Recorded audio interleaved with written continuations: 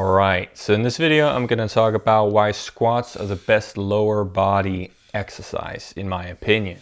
And this is primarily if you are looking for the most simple, effective and efficient way of training.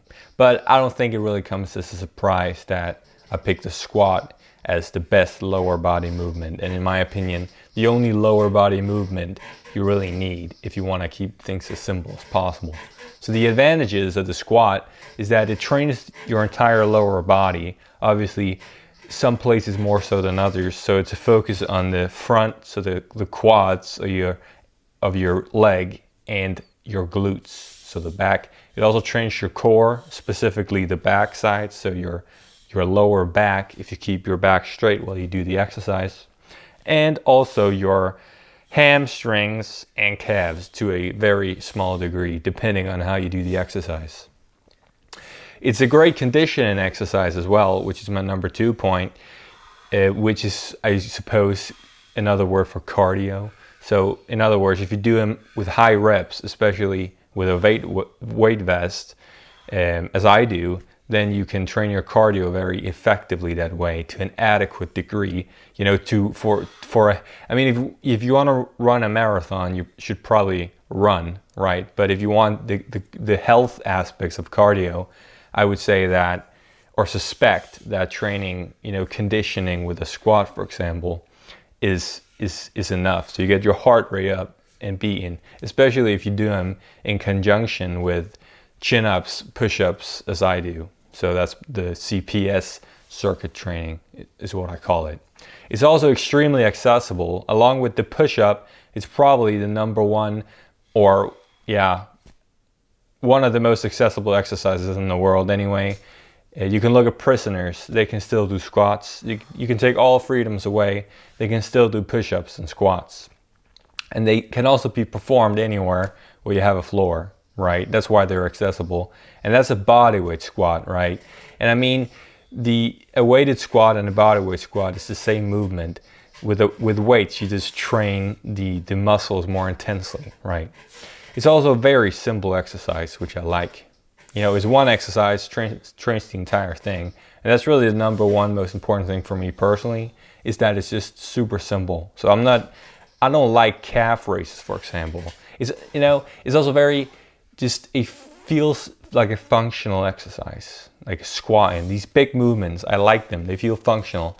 Things like calf raises, which I've done for many years with little to no results, because fucking calves, man, they just feel so useless. It's like all these isolation exercises, in my opinion, feels useless. And I think they are kind of useless if it's not for bodybuilding aesthetic purposes, right? All right, so that's really the advantages I see in the squat. It also has disadvantages, obviously. Number one is probably the fact that it can be unsafe and complex, technically. So it's a hard exercise to do properly. There's a lot of aspects that goes into the squat movement, doing it with proper form, which is very, very important if you don't want to get lower back injuries especially, but also knees. So you have to make sure that your feet positioning is proper, that you don't have flat feet, that one of your feet don't cave in.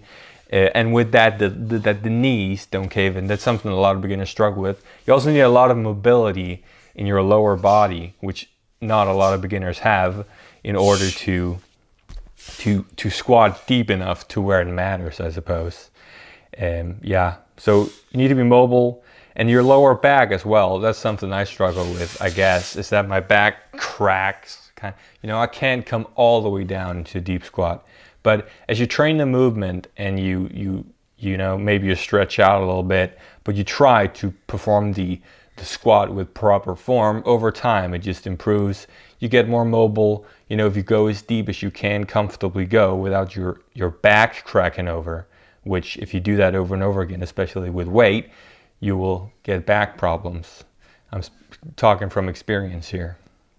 So you have to be careful with that. But you'll get more mobile, more agile. You'll be able to do the exercise properly, etc.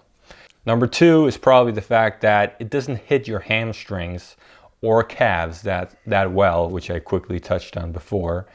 I mean, the hamstrings work as stabilizers, but if you're interested in massive hamstrings for whatever reason, which I don't really understand, but if you're interested in that, you need more than just doing the squat.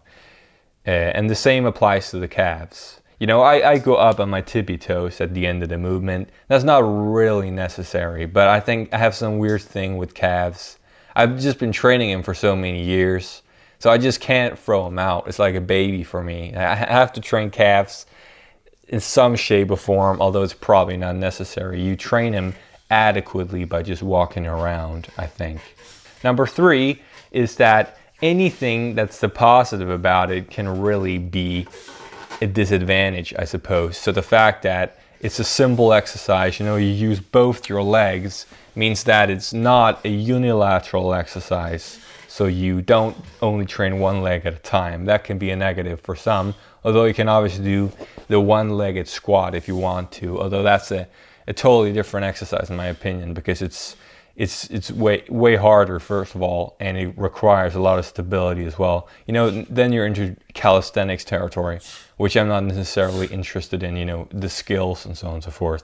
Number 4 is that it's not that accessible if you want to go heavy. So if you want to go super heavy on squats for whatever reason, and again, I don't really understand why you would do that if you're not planning on becoming a power lifter or something like that, then you need a gym and a bunch of weight, which if you don't want to go to the gym to do that, you need to spend a bunch of money on that. You can get a weight vest like me, where you can go up to 30 kilos, which is 66 pounds, which is, or 70 pounds, something like that, which is more than enough weight than you need. Look, people have built great legs by just doing high rep body weight squats. So if you add 30 kilos to that, you can kind of see where this is going.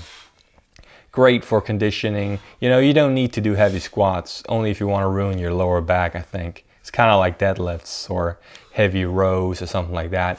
They're just very unsafe movements in my opinion.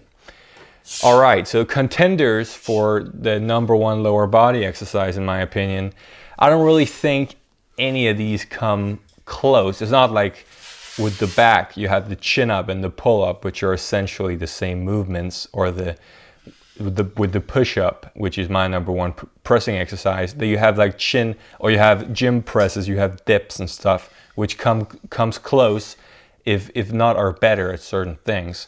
With the lower body, I don't really think any of them comes close. You have the deadlift, which is probably number 1, which trains your entire posterior chain, so the entire back side of your body, you know, from your traps all the way up from your upper back, all the way down to your glutes, your hamstrings, right? And so on and so forth. But it doesn't really train your quads or the front of your leg that well, or your calves. But it's very much a compound movement, you could say. I think deadlifts is probably the movement where the most amount of muscles are involved in a single movement. But it's very taxing. That's one disadvantage. And it's also very unsafe, I think. You know, heavy deadlifts, I think that's probably the movement, along with heavy squats, where most people have gotten injured. They're definitely up there. They're also very technical. You know, if you want to perform them properly, you got to keep your back straight. They're probably not as technical as squats, but they're still difficult to do, I suppose, compared to so many other movements. And they're not that accessible either. Like, if you want to go heavy, you have to have a bunch of weight. But I suppose you can, like, what you really do in the deadlift is just lifting things up and down. Like, you can just find something heavy, like fill some bag with stones or something, or sand, and then lift that up and down. That's also a deadlift, right? So that's definitely, I suppose, another great lower body movement, but I don't think it's as great as the squat. Yeah. The leg press is number 2, and it's essentially the same as the squat. It's just slightly worse because it's in a machine, so you don't get that core engagement. It just doesn't feel as natural either. I generally don't like machines personally, but yeah, they doesn't really, I don't think they target the muscle quite as well, and they just don't feel as functional. Yeah, they're a great alternative in my opinion if you don't, or cannot do squats. I used to do leg presses when I started out because I was told that squats were dangerous, which there was definitely some truth to. But if you just do bodyweight squats and keep the weight relatively low and kind of treat it as a conditioning exercise, which will enable you to build plenty of muscle, then you don't have to be afraid of squats per se. And number 3 contender, in my opinion, would be, I've chosen some unilateral movement, which is the Bulgarian split squat, which is probably the best unilateral movement, where you only train one leg at a time, right? That some people like doing that. And it's also a great movement. I've never really done it myself, but I know people who have had great success with building their lower body with these movements alone, especially if you have like one leg that's slightly bigger than the other, or you have like a big asymmetry there. These might be good for you. They train your lower body as well as the squat, I suppose, although they're less efficient because they're unilateral, so they take longer. You know, with a squat, very, very efficient movement. You don't spend a lot of time doing them, and they're over quickly. That's not really the case with the Bulgarian split squat. Like the other movements, lower body movements, they're also technical. So you have to know, place one of your feet behind you, and then you have to go down on one knee. It can also be straining on your knee, I think, stuff like that. And then they take a long time, as I mentioned earlier. Yeah, so the summary of this video is that the squat wins for me as the best lower body movement because of its simplicity, the fact that it's one movement which targets it all, its effectiveness. It's arguably, from this list anyway, like one of, if not the best exercise for targeting all of the lower body, or at least the important muscles of the lower body in most people's view, which is the quads and the glutes probably, and the lower back. And it's also a very efficient movement. You know, it's very accessible. You can do it pretty much anywhere. You don't need a lot of weight. You can do bodyweight squats anywhere pretty much. And it also can serve as like a conditioning or cardio exercise if you do them high reps, which is what I do, especially if you add a weight vest to them. So you try and get the whole thing in once. It's just extremely efficient and effective for targeting your lower body, and also extremely simple. Yeah, it does almost everything, but you have to compromise on some areas if you want to be realistic here. So if you want to, you know, you want to target your hamstrings, you probably shouldn't do squats only. But for the sake of simplicity, this is what I do. This is all I've ever done. I've never ever trained my hamstrings, and I think I'm good. So yeah, if you're looking for simplicity, effectiveness, and efficiency, you know, the largest bang for your buck, the 80-20 rule of lower body movements, it's definitely the squat you should be looking at.